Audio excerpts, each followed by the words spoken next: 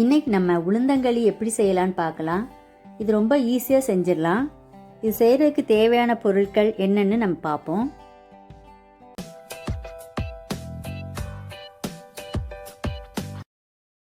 தொளி உளுந்து 1/2 டம்ளர், அரிசி 1 டம்ளர்ன்ற கணக்கில் மொத்தமாக மிஷினில் கொடுத்து திரித்து வச்சுருக்கேன்.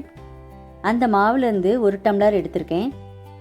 ஒரு கருப்பட்டி எடுத்திருக்கிறேன். நல்லெண்ணெய் 50, தேவையான கொஞ்சம் அளவு தேங்காய் பூ எடுத்துருக்கிறேன். இப்போ கருப்பட்டியை நல்லா பொடி பண்ணி 1/4 டம்ளர் தண்ணி ஊற்றி அடுப்பை சிம்மில் வச்சுருக்கேன். கருப்பட்டி நல்லா கரையட்டும்.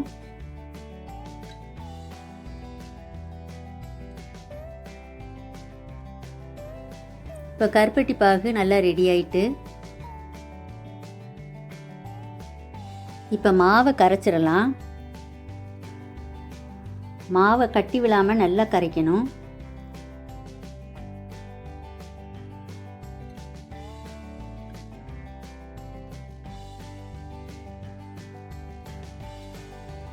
கருப்பட்டி பாகை நல்லா வடிகட்டி வச்சுருக்கேன்.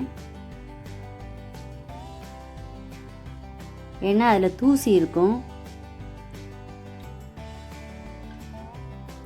இப்போ கருப்பட்டி பாகை கலந்தாச்சு.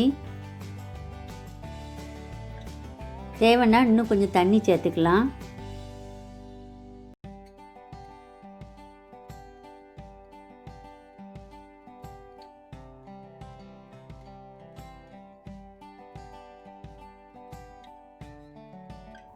இப்போ பாருங்கள், மாவு கட்டி இல்லாமல் நல்லா கரைச்சி எடுத்தாச்சு.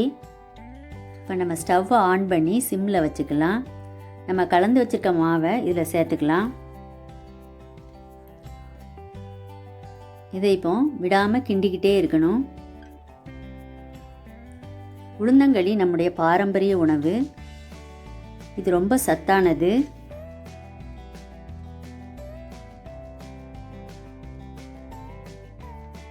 இந்த மாவை மிஷினில் திரித்து மொத்தமாக வச்சுருக்கிறதால அடிக்கடி ஈஸியாக செஞ்சிடலாம். இப்போ இதில் கொஞ்சம் நல்லெண்ணெய் சேர்த்துக்கலாம்.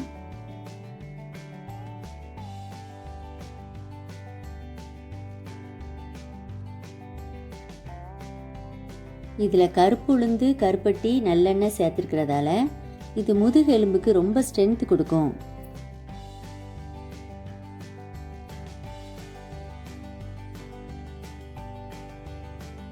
இந்த உளுந்தங்களியை வாரத்துக்கு 2 தடவையாவது செஞ்சு சாப்பிட்டா ரொம்ப நல்லது.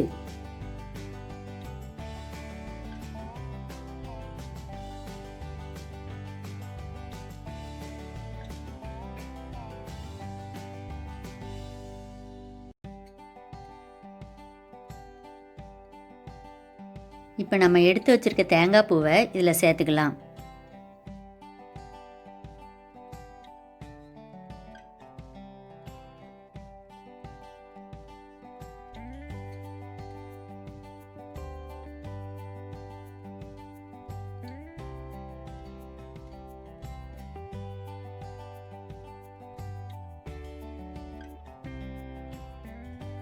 இப்போ சுவையான உளுந்தங்களி ரெடி ஆயிட்டு.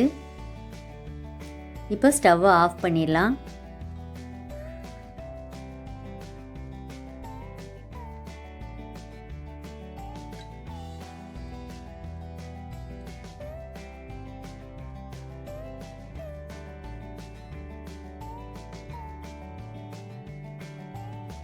நீங்களும் இதை ட்ரை பண்ணி பார்த்துட்டு உங்கள் ஃபீட்பேக்கை கமெண்ட் செக்ஷனில் ஷேர் பண்ணுங்கள்.